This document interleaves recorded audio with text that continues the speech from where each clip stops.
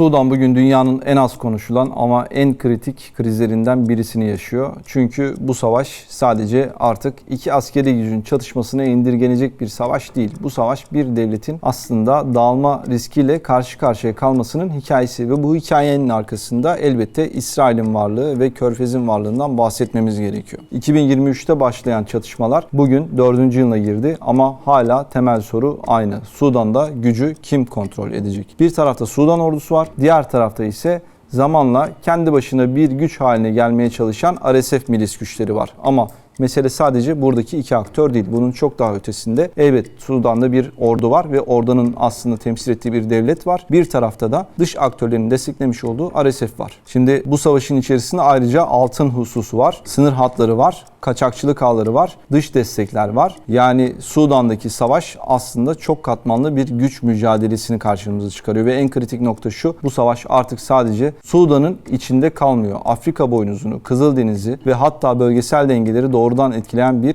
savaş. Ben Tunç Demirtaş. Hazırsanız 10-10 başlıyor.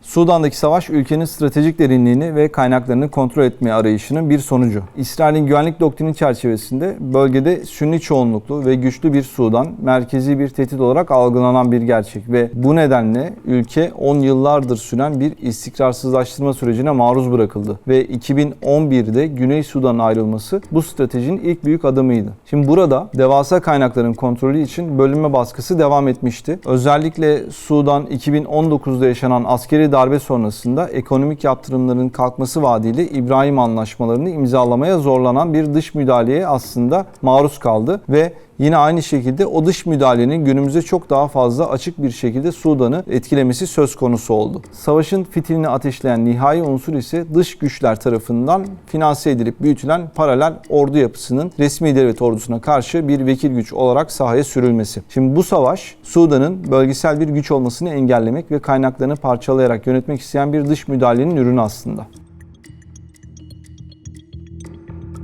Sudan'daki çatışma bugün artık bir iç savaş olmaktan çıktı ve bölgesel hatta küresel aktörlerin doğrudan müdahil olduğu geniş çaplı bir güç savaşına dönüşmüş durumda. Şimdi burada Mısır ve Eritre dışındaki neredeyse bütün komşuları Sudan ordusuna karşı paramiliter yapı olan RSF'e topraklarını açmış durumda ve bu ülkeler üzerinden lojistik destek, askeri eğitim hatta Sudan topraklarını hedef alan drone saldırıları organize edilmişti ve edilmeye de devam ediyor. Bu durum savaşın sadece başkent Hartum'la sınırlı kalmayıp burada Afrika boynuzu ve Kızıldeniz hattını içine alan stratejik bir kuşatmaya da evrildiğini gösteriyor. Savaşın bu denli şiddetli ve uzun süreli olmasının temelinde ise altın madenleri var, devasa tarım alanları var ve bunların yanı sıra bir de limanlar gibi ekonomik kaynakların kontrolleri yatıyor. Özellikle altın savaşın en önemli finansman kaynağı haline gelmiş durumda tabii ki. Özellikle yine burada sahadaki aktörlerin maden bölgelerine ve kaçakçılık hatlarına hakim olma çabası çatışmayı sadece askeri bir rekabet olmaktan çıkarıyor. Ekonomik bir ayakta kalma mücadelesine de dönüştürüyor. Şimdi Sudan,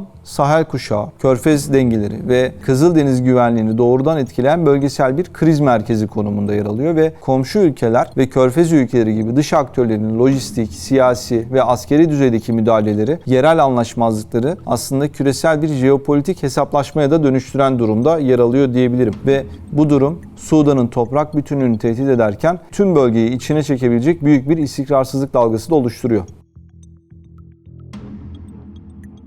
Sudan'daki savaşı anlamak için sadece Sudan haritasına bakmamız yeterli değil. Çevresindeki ülkelere de bakmamız gerekiyor. Çünkü bu savaş artık sınırların içerisine sıkışmış bir savaş olmanın çok daha ötesine geçti. Çad, Libya, Güney Sudan, Etiyopya, Mısır ve Orta Afrika Cumhuriyeti gibi ülkeler farklı düzeylerde bu dosyanın içerisinde yer alıyor. Burada da tabii ki dikkatli konuşmak gerekiyor. Her ülke aynı şekilde savaşa katılıyor demiyorum. Bazıları doğrudan, bazıları siyasi pozisyon alarak, bazıları sınır güvenliği nedeniyle etkilenerek, bazıları lojistik hatlar, mülteci akışları ya da silah geçişleri veya milis hareketleri üzerinden gündeme gelebiliyor. Mesela Çad ve Güney Sudan mülteci akışları ve sınır hattı nedeniyle doğrudan etkileniyor. Ama Libya ve Orta Afrika Cumhuriyeti'ne baktığımızda silah ve milis ağları açısından özellikle ayrıca bir önem taşıyor. Etiyopya'ya baktığımızda ise son dönemde lojistik iddialarla daha fazla konuşulan bir yere gelmiş durumda. Mısır ise Sudan ordusuna yakın güvenlik perspektifiyle aslında sürecin içerisinde yer alıyor. Yani Sudan Savaşı burada iki generalin arasındaki savaş olarak okunamayacak bir savaşın başlamış olduğunu bize gösteriyor ve bölgenin bütün güvenlik mimarisini etkileyen çok katmanlı bir krizden bahsetmemiz gerekiyor. Türkiye'nin Sudan'a yaklaşımını anlamak için öncelikle şunu söylemek gerekir. Türkiye bu savaşta doğrudan bir taraf değil. Yani meseleye bir vekalet savaşı mantığıyla yaklaşan bir ülke hiç olmadı Türkiye. Türkiye'nin temel pozisyonu daha çok Sudan'ın egemenliğini, toprak bütünlüğünü ve hatta devlet kurumlarının korunması üzerine kurulu bir sistemde ilerlediğini söylememiz gerekiyor. Sudan gibi büyük ve stratejik bir ülkenin parçalanması sadece Sudan için sorun oluşturmaz. Burada Kızıldeniz, Afrika boynuzu ve sahil hattı içinde çok ciddi bir sonuç ortaya çıkarma potansiyeli bulunuyor. Bu yüzden Türkiye'nin önceliği çatışmanın her bölgede olduğu gibi, farklı coğrafyalarda olduğu gibi çatışmanın derinleşmemesi, sivillerin korunması ve Sudan devletinin tamamen çökmesinin engellenmesine yönelik ortaya çıkıyor ve yine burada diplomasi çok önemli. Türkiye hem Sudan'la tarihsel ilişkilere sahip hem bölgede birçok aktörle konuşabilen bir ülke olarak yer alıyor. Bu da Ankara'ya arabuluculuk ve diplomatik temas açısından da alan açıyor. Kısacası Türkiye'nin Sudan'a desteği askeri bir tarafgirlikten ziyade devlet merkezi, diplomatik ve insani bir çizgide ilerliyor diyebiliriz. Ama burada elbette bir mesaj var. Sudan'ın birliği ve devlet kurumlarının korunması bölgesel istikrar için oldukça kritik. Sudan'daki savaşın 4. yılına girerken rakamlara baktığımızda karşımıza gerçekten çok ağır bir tablo çıkıyor. Mesela en çarpıcı verilerden bir tanesi şu: savaş boyunca en az 11.000 kişi kaybolmuş durumda. Yani bu insanlar nerede? Yaşıyorlar mı, öldüler mi bilinmiyor. Bu bile tek başına krizin ne kadar derin olduğunu gösteren bir veri. Ve yaklaşık 4,5 milyon insan Sudan'ı terk etmek zorunda kaldı. Kimisi Mısır'a, kimisi Çad'a, kimisi Güney Sudan'a kaçtı. Ama sadece dışarıya gidenler bunlar tabii ki. Bir de ülkenin içerisinde olanlar var. Ülke içerisinde yerinden edilenlerin sayısı da 9 milyonu aşıyor. Tabii daha da ağır olanları da var. Onların arasında mesela 19 milyondan fazla insan akut açlık riskiyle karşı karşıya. Ve bu artık sadece yoksulluk değil, doğrudan hayatta kalma meselesi. En az 59 bin kişi hayatını kaybetti. Ama gerçek sayının çok daha yüksek olduğu söyleniyor. Çocuklar da bu savaşın en ağır yükünü taşıyanlar arasında. 4.000'den fazla çocuk öldürüldü ya da sakat kaldı. 8 milyon çocuk hala okula gidemiyor. Sağlık sistemi çökmüş durumda. Ülkedeki sağlık tesislerinin sadece %63'ü kısmen çalışabiliyor. Üstelik yüzlerce sağlık merkezi de RSF tarafından saldırıya uğramış durumdaydı. Yani Sudan'da savaş sadece cephede yaşanmıyor. İnsanların yaşamış olduğu her süreçte var. Açlıkta, hastalıkta ve kaybolan bir neslin içerisinde yaşanıyor Sudan'daki savaş diyebiliriz. Sudan Savaşı'nda Etiyopya'nın adının daha sık duyulduğunu artık görüyoruz ve bu bir tesadüf mü diye sormak gerekiyor. Ama bunun cevabı çok açık bir şekilde tesadüf değil. Çünkü bu süreç artık sadece cephede kazanılan bir savaş olmaktan çıkıp topyekün bir lojistik savaşa dönüşmüş durumda. Ve Etiyopya'nın Sudan sınırına yakın bölgelerde RSF'in kullanımı için 4 farklı askeri üssü tahsis ettiği yönündeki bilgiler var. Ve bu lojistik desteğin boyutlarını gözler önüne aslında seren bir durum. Bunu nereye dayandırdığımı soracak olursanız özellikle Reuters'ın uydu görüntülerine, diplomatik belgelere ve saha kaynaklarına dayandırdığı haberler var. Tabii bir de sahada gördüklerimiz var. Burada Etiyopya'nın Benişangul Gumuz bölgesinde Sudan sınırına yakın bir noktada RSF savaşçıları için, milis güçleri için kurulmuş gizli bir eğitim kampı bulunuyor. Öte yandan geçtiğimiz günlerde Hartum Havalimanı ve ordu karargahına düzenlenen drone saldırılarına ilişkin Sudan ordusundan da resmi açıklamalar da yapıldı ve bu açıklamada saldırılardan Etiyopya'nın Bahirdar'daki askeri üssünden kalkan insansız hava araçları sorumlu tutulmuştu. Şimdi burada RSF'in gücünü anlamak için sadece kaç savaşçısı var diye bakmak yetmiyor. Asıl soru silah nereden geliyor? Yakıt nereden geliyor? Savaş araçları nasıl hareket ediyor? İşte bu noktada Etiyopya hattının gündeme alınması gerekiyor. Özellikle son dönemde sınır bölgeleri, geçiş noktaları ve eğitim iddiaları da bu hattın önemini arttırıyor diyebilirim. Ve bu durum RSF'in sadece Darfur hattında sıkışmak istemediğini de bizlere gösteriyor. Eğer Etiyopya üzerinden yeni ikmal, yeni bir eğitim veya geçiş hattı oluşuyorsa bu savaşın coğrafyasının genişlediği anlamına geliyor. Ama daha da kritik olan şu: Sudan ordusu son dönemde sadece sahadaki birlikleri değil, burada lojistik hatları hedef almaya başladı diyebilirim. Ve Darfur ve Kordofan sınırında özellikle gelen mühimmat ve yakıt konvoylarının İHA'larla takip edilip vurulduğu iddiaları da var. Bu bize aslında şunu gösteriyor. Sadece sahada giden bir süreç yok RSF açısından. Arka planda da baskı altında olduğunu gösteren çeşitli emareler var. Lojistik hatlar kırıldıkça savaş gücü de düşüyor RSF'in. Yani Etiyopya meselesi aslında tek başına bir ülke meselesi değil. Ve burada RSF'in yaşama hattı meselesi var aslında. Ayrıca bu durum Sudan Savaşı'nın artık sadece Sudan içerisinde yaşanmadığını da ortaya tekrardan koyan bir gösterge. Komşu ülkelerin sınır bölgelerine de yayılan bölgesel bir güvenlik krizine dönüştüğünü de gösteren bir durumu karşımıza çıkarıyor. Sudan için birçok ülkenin farklı bir platform oluşturması söz konusu olmuştu. Bunlardan bir tanesi de işte bu dörtlü masa. Sudan'da diplomasi neden sonuç üretemiyor sorusunun cevabı biraz da aslında masaların parçalı olmasında yatıyor. Bir tarafta Cidde süreci var. Suudi Arabistan ve Amerika Birleşik Devletleri bu süreçte öne çıkan taraflardı. Amaç tarafları ateşkese ve insani yardıma ikna etmekti burada. Tabii diğer tarafta ise ABD, Suudi Arabistan, Mısır ve Birleşik Arap Emirlikleri'nin yer aldığı dörtlü bir format var. Fakat burada ciddi bir güven sorunu ortaya çıkıyor. Çünkü Birleşik Arap Emirlikleri'nin RSF'e destek verdiğine yönelik güçlü iddialar var. Ve Sudan ordusu yine aynı şekilde ona yakın aktörler açısından da bu durum masanın tarafsızlığına gölge düşüren bir durum ortaya çıkarıyor. Mısır ise Sudan ordusuna daha yakın bir güvenlik perspektifinden bakıyor. Ve Suudi Arabistan açısından baktığımızda ise hem Ciddi sürecini korumak hem de bölgesel diplomatik rolünü sürdürmek isteyen bir ülkeden aslında bahsediyoruz. Bu yüzden Sudan'da tek güçlü bir masa yok. Ciddi hattı var, dörtlü masa var ve alternatif diplomatik girişimler arasında da bir rekabetin yaşandığını görebiliyoruz. Bu parçalanmış diplomasi de aslında savaşın bitmesini zorlaştıran en önemli unsur olarak karşımızda bulunuyor.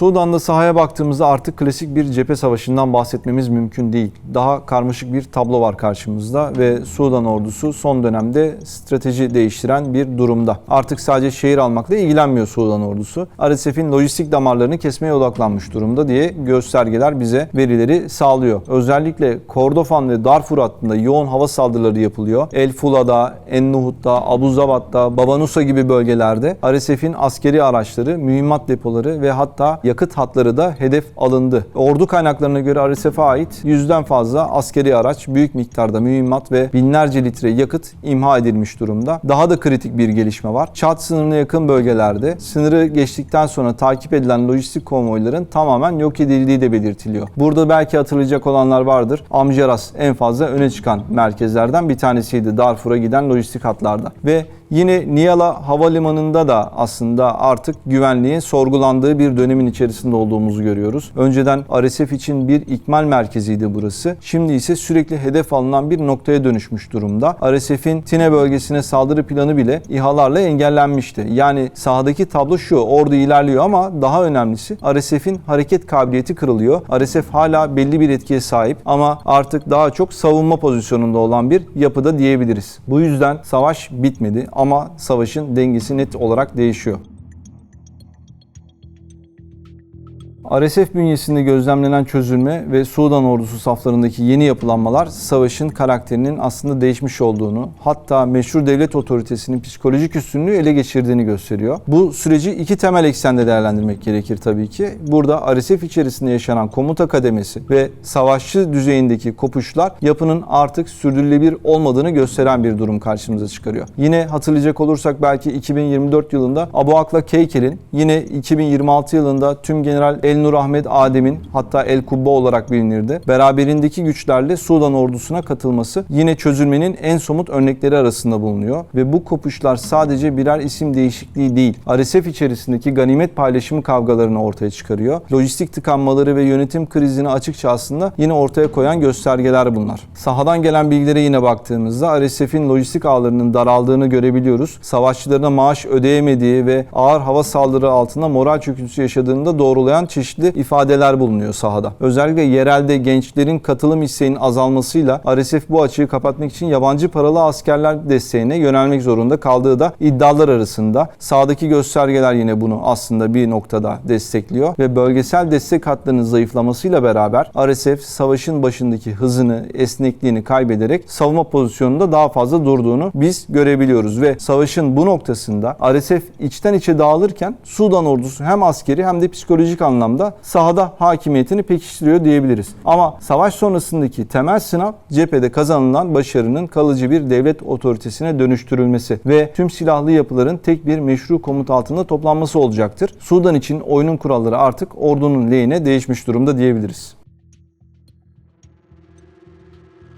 Sudan'daki savaşın sürdürülebilirliğini anlamak için cephedeki askeri durumdan ziyade savaşın ana yakıtı olan finansal kaynaklara, özellikle de altına bakmak gerekiyor. Afrika'nın en büyük altın üreticilerinden bir tanesi Sudan ve Sudan'da başta Darfur bölgesi olmak üzere stratejik maden sahaları yıllardır RSF'in kontrolü altında bulunuyor ve bu sahalardan çıkarılan altının büyük bir kısmının resmi kayıtlar dışında kaçak yollarla küresel piyasaya sürülmesi RSF'in dış yardımlardan bağımsız olarak kendi devasa finansmanı yaratmasına da olanak sağlayan bir süreç başlattı. Özellikle uluslararası raporlar, saha verileri bu kayıt dışı altının karmaşık ticaret ağları üzerinden bölge dışına çıkarıldığını ve özellikle bunların da Birleşik Arap Emirlikleri bağlantılı rotalar üzerinden dünya piyasasına ulaştığı net bir şekilde ortaya konuluyor. Ve bu ekonomik döngü savaşın neden bu kadar uzun süredir durdurulamadığının temel cevabı olarak bulunuyor aslında. Altın ticareti üzerinden sağlanan nakit akışı kesilmediği sürece silah ve mühimmat tedariği devam eder ve bu da diplomatik çözüm çabalarının etkisiz kılmasına aslında